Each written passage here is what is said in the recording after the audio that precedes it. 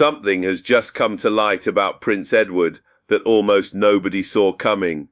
An unexpected inheritance has been revealed, one that has quietly repositioned Edward in the royal hierarchy in a way that has left senior courtiers stunned, royal watchers scrambling, and at least one senior family member reportedly furious. Today, I'm walking you through exactly what was inherited, why it matters, who is furious about it, and what it tells us about the future of the British monarchy. Now, before we get into the details, understand that what has been revealed here is not a minor footnote in royal history. For years, Prince Edward was the royal that the British press barely bothered with, the youngest of Queen Elizabeth's 4 children, the one who fumbled his military career, struggled through a television production company that became something of an embarrassment, and spent decades in the long shadow of his more prominent siblings. But then something shifted. Quietly, almost invisibly, Edward began to rise. And the moment that crystallized everything, the moment that has now sent shockwaves through royal circles, was the revelation of what Queen Elizabeth left him, not just financially, not just symbolically, but in terms of institutional standing, royal property, and a title that carries centuries of weight behind it. Sources close to the royal household have confirmed that the late Queen made specific, deliberate provisions for Edward that went far beyond what most expected. The Dukedom of Edinburgh, one of the most historically significant titles in the British royal family, was passed to Edward following the death of Prince Philip in April 2021. But that was only the beginning, because alongside the title came something far more tangible: assets, property interests, and a formal positioning within the working royal structure that effectively elevated Edward above several family members who had assumed they held greater standing. Think about that for a moment. A prince who spent 30 years being quietly dismissed, overlooked and underestimated, suddenly holding one of the most significant inheritances the modern monarchy has seen. The reaction inside the palace was, by all accounts, immediate. Sources describe an atmosphere of stunned silence in certain quarters. Others describe something closer to barely concealed fury. And the question that everyone is now asking is this: how did Edward go from the monarchy's forgotten son to one of its most strategically positioned figures? The answer begins much earlier than most people realize. It begins with a family that never quite knew what to do with its youngest boy, and it ends with a late queen who knew exactly what she was doing. Because here is what the mainstream coverage keeps missing. The inheritance was not simply about money or property, it was a message, a deliberate signal from Elizabeth herself about who she trusted, who she valued, and who she believed could carry the monarchy forward with quiet dignity. That message has been received. Not everyone is happy about it, and the reverberations are still being felt inside Buckingham Palace today. But to understand why this inheritance is so extraordinary, you need to understand just how far Edward has travelled to get here. Because for most of his adult life, Prince Edward was not a figure anyone took seriously. Born in 1964, the youngest child of Queen Elizabeth and Prince Philip, Edward grew up in a household where the expectations were already firmly established. Charles was the heir, Anne was the fearless one, Andrew was the favourite, and Edward was the afterthought. When Edward enrolled at the Royal Marines training programme in 1987, the press watched with interest, but then he quit.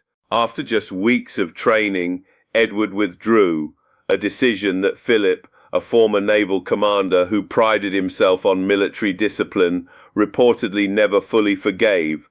The fallout was significant, not just publicly, but privately. Sources who observed the family dynamic during that period describe a father-son relationship that became noticeably cooler after Edward's withdrawal from the Marines. Philip had high standards, brutal ones by some accounts, and his youngest son had, in his eyes, failed the first serious test. But then Edward did something unexpected. He went into television. He founded a production company called Ardent Productions in 1993, and for nearly a decade he pursued a career in the entertainment industry with genuine enthusiasm. The results were mixed, to put it diplomatically. Ardent Productions became associated with a string of programs that generated modest audiences and occasionally genuine controversy. Most damaging of all was the moment in 2001 when an Ardent camera crew filmed Prince William at St. Andrews University, breaching an agreement the royal family had made with the press. The fallout was swift and brutal. Edward was forced to issue a personal apology. The company limped on for another year before quietly folding, and with it went whatever lingering credibility Edward had managed to build in the public eye. By the early 2000s, Edward was widely regarded as the least successful, least visible, and least consequential of Elizabeth's children. But what nobody was watching, what nobody thought to watch, was what was happening behind closed doors. Because while the press wrote Edward off, the Queen did not. She watched. She observed how Edward and Sophie conducted themselves without the spotlight. She noticed how they showed up, quietly, consistently, without drama, at engagements and functions that other family members avoided. And slowly, deliberately, she began to bring them closer, not with announcements, not with press releases, with access, with trust, with the kind of quiet institutional favor that only a monarch can bestow, and only a monarch's inner circle ever truly notices. The forgotten prince was being prepared for something. He just did not know it yet. So what exactly did Edward inherit, and why has it caused such a stir inside the palace? This is where the story becomes genuinely fascinating and genuinely complicated. The most visible element of the inheritance was the Dukedom of Edinburgh. When Prince Philip died in April 2021, the title did not automatically transfer to Edward. Under royal protocol, a dukedom reverts to the crown upon the death of its holder, unless the monarch takes specific action to reassign it. Elizabeth took that action. In a deliberate, considered move, she confirmed that upon Edward's 60th birthday, which arrived in March 2024, the Dukedom of Edinburgh would pass to him. It was a decision that had been in planning for years. Philip himself had reportedly expressed the wish that Edward eventually carry the Edinburgh title, a wish the Queen honoured with characteristic precision. But the title itself is only part of the story, because attached to the Dukedom of Edinburgh comes something that rarely gets discussed in mainstream coverage: Holyrood Palace connections, ceremonial responsibilities in Scotland that carry genuine institutional weight, and a formal positioning within the royal household that places Edward and Sophie directly in the working royal tier, the inner circle of the monarchy that actually carries out the crown's public duties. This matters enormously because in the post-Queen Elizabeth monarchy, the question of who is in and who is out has never been more fraught. Harry and Meghan stepped back in 2020, removing themselves from the working royal structure entirely. Andrew was stripped of his military titles and public duties in 2022 following the Jeffrey Epstein scandal. Anne remains active but operates largely independently. Charles, now king, has made clear that he envisions a slimmed-down monarchy, fewer working royals, tighter inner circle, sharper public image. In that context, the inheritance Edward received is not just symbolic, it is structural. It places him and Sophie inside the perimeter at precisely the moment when the perimeter is being redrawn. But there is something else, something that has received almost no attention in the mainstream press. Alongside the formal title and ceremonial responsibilities, Edward inherited something more personal from the late Queen's estate. Specific items of sentimental and historical value, pieces that Elizabeth chose deliberately, sources say, to communicate something to Edward that she may never have said aloud, that he was trusted, that he was valued, that in the quiet, undramatic way that the best royal service is rendered, he had earned his place. For a man who spent 30 years being dismissed as irrelevant, that inheritance in all its forms represents something far more profound than property or protocol. It represents vindication, and inside the palace, vindication always comes with consequences. because when one person rises, others feel it, and the reaction to Edward's elevation has been anything but quiet. Here is something the palace will never officially confirm, but sources make unmistakably clear. Not everyone was pleased. When the full picture of Edward's inheritance began to circulate within royal circles, the reaction was divided sharply along lines that reveal a great deal about the internal politics of the Windsor family. Those closest to the king, Charles's inner courtiers, understood the decision intellectually. They recognized that Edward and Sophie had earned their position through years of quiet, reliable service. But understanding something intellectually and accepting it emotionally are two very different things. Because the Windsor family is not simply an institution, it is a family, and families carry grudges, rivalries, and wounds that no amount of protocol can fully conceal. The figure whose reaction drew the most attention was, perhaps predictably, Prince Andrew. Andrew, already stripped of his HRH usage in public settings, already exiled to the margins of the working royal structure, watched his younger brother receive one of the most significant inheritances in the modern monarchy. Sources describe Andrew's response as one of profound bitterness. He had, after all, always considered himself the more prominent figure, the more decorated, the more favoured, once upon a time. But then something remarkable happened, and this detail has not been widely reported.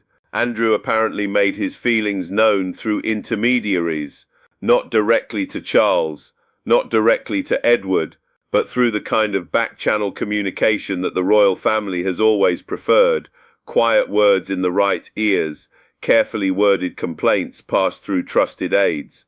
The message, as it filtered back, was essentially this: Andrew felt the inheritance arrangements were unfair, that his own position had been diminished without due consideration, that the family was being reshaped around him while he was given no meaningful role in the process. Charles, by all accounts, received this feedback and did not change course. That, too, was a message. But Andrew was not the only one with reservations. Within certain quarters of the extended royal household, there was a more muted but equally real sense of surprise that Edward, the prince who had stumbled so publicly in his earlier years, had been so comprehensively rehabilitated. Some questioned whether the inheritance set a precedent that could complicate future succession arrangements. Others simply struggled to reconcile the Edward they remembered from the ardent productions era with the figure now holding the dukedom of Edinburgh. But the king had made his decision, and in the modern monarchy, when the king makes a decision, the conversation is officially, at least, over. But here is the part of this story that almost nobody talks about, and perhaps the most important part of all. Behind Edward's extraordinary rehabilitation stands a woman who, by almost every serious account, is the most strategically intelligent member of the modern royal family. Sophie, now the Duchess of Edinburgh, and her role in securing Edward's position cannot be overstated. When Sophie Rhys-Jones married Edward in 1999, the press was not particularly kind. She was a public relations executive, a commoner, yes, but more than that, a woman whose professional background suggested she understood how image worked, how narratives were built, and how reputations could be managed. In the early years of her marriage, that background caused problems. A tabloid sting operation in 2001, the same year as the Ardent Productions scandal, caught Sophie making indiscreet comments about members of the royal family and political figures. The fallout was immediate. She and Edward issued a joint apology. The Queen, privately, was said to be deeply unimpressed. But then something shifted. Sophie made a decision that very few people in her position have the discipline to make. She stopped talking. She stopped performing. She stopped trying to shape her own narrative through the press. And she started working, quietly, consistently, and with a focus that insiders describe as almost remarkable in its intensity. Sophie began building a relationship with the Queen that went far beyond formal duty. She accompanied Elizabeth to engagements that other family members declined. She sat with her during private moments that the cameras never captured. She became, by multiple accounts, one of the few people outside Elizabeth's most immediate circle whom the Queen genuinely trusted and genuinely enjoyed spending time with. That relationship became the foundation on which everything else was built. Because in the Windsor family, access to the monarch is the ultimate currency, and Sophie had earned more of it than almost anyone. Sources who observed the dynamic between Elizabeth and Sophie in the final decade of the Queen's life describe something that goes beyond duty or protocol. They describe genuine affection, a warmth that Elizabeth, not known for emotional openness, extended to her youngest daughter-in-law in ways that quietly signaled to everyone watching where Edward and Sophie stood in the royal hierarchy. When Elizabeth made her decisions about Edward's inheritance, she was not simply rewarding a prince, she was rewarding a partnership, and the architect of that partnership, the person who understood, with quiet precision, exactly what needed to be built and how to build it, was Sophie. Now here is where the story moves beyond Edward and Sophie and into something that concerns the entire future of the British monarchy. It is a case study in how the crown is being deliberately, systematically reshaped, and the architect of that reshaping is King Charles III. Charles came to the throne in September 22 with a vision that he had, by most accounts, been developing for decades: a slimmed-down monarchy, fewer working royals, a tighter, more efficient inner circle that could carry out the crown's duties without the sprawling, expensive, occasionally scandalous extended family structure that had complicated his mother's reign. The theory was sound. The execution has been, to put it diplomatically, uneven. Harry and Meghan's departure created a wound that has not healed. Andrew's disgrace created a vacancy in the working royal structure that needed filling. Anne, tireless and reliable, cannot carry the institutional burden alone. William and Catherine, the Prince and Princess of Wales, are the future, but the future is not the present. Charles needed people he could trust, people who would show up, do the work, avoid the drama, and represent the crown with the kind of quiet competence that the institution depends on. And that is where Edward and Sophie became indispensable. Their elevation, formalized through the Edinburgh inheritance, was not simply a sentimental gesture toward the late Queen's wishes. It was a strategic deployment. Charles needed a reliable pair of working royals who could fill the gap left by Harry, Andrew, and the increasing withdrawal of other peripheral family members. Edward and Sophie fit that requirement precisely. But here is the detail that reveals just how significant this power shift truly is. For the first time in the modern era, the working royal inner circle is effectively composed of just four figures: Charles and Camilla, William and Catherine, and now formally, structurally, institutionally, Edward and Sophie. That is it. That is the monarchy. Everyone else, Harry, Andrew, the York princesses, the various cousins and peripheral figures, exists outside that perimeter. Think about what that means. It means that Edward, the prince who was written off for 30 years, now occupies one of only 6 positions at the absolute centre of the British crown. And it means that the monarchy Charles is building looks nothing like the monarchy his mother inherited. It is smaller, it is tighter, it is more vulnerable to individual failure, but potentially more coherent, more focused, and more sustainable. Whether that is the right vision for an institution that has survived 1,000 years by expanding rather than contracting, that is a question I will return to. But the power shift is real. Edward's inheritance was not just personal, it was constitutional. So where does all of this leave us, and where does it leave Edward? The honest answer is that we are watching something genuinely unprecedented unfold in real time. A prince who spent 3 decades at the margins of the monarchy now sits at its centre. A dukedom that carries 800 years of history has been placed in the hands of a man who once fronted a failing television production company. And a king who inherited an institution burdened by scandal, division, and public skepticism is attempting quietly, methodically, to rebuild it around a smaller, more trusted core. The questions that follow from all of this are significant. Can Edward sustain the position he has been given? The early signs are encouraging. He and Sophie have been among the most active working royals of the past 2 years, carrying out engagements at a rate that has drawn genuine praise from royal correspondents who once barely bothered to cover them. But the inheritance also raises a deeper question about the monarchy's future structure. If the working royal inner circle truly contracts to just 3 couples, what happens when one of those couples falters? The institution has no margin for error. Every stumble, every scandal, every misstep, every moment of poor judgment lands with greater force when there are fewer figures to absorb the impact. Charles's slimmed-down monarchy is, in theory, more efficient. But efficiency and resilience are not always the same thing. Edward's inheritance was a reward for 30 years of quiet service, but it was also a responsibility, a weight placed on shoulders that have only recently proven they can carry it. Whether they continue to do so, that is the story I will be watching very closely. What I've walked you through today is more than just one man's inheritance.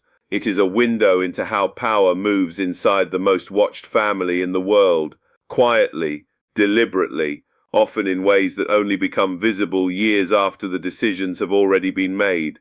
Edward's story is still being written, Sophie's influence is still being felt, and Charles's vision for the monarchy, smaller, tighter, more focused, is still being tested against the unpredictable reality of family, scandal, and public expectation. I want to know what you think. Was Queen Elizabeth right to position Edward the way she did? Is Charles's slimmed-down monarchy a strength or a vulnerability? And does Edward have what it takes to carry this inheritance forward? Leave your thoughts in the comments below.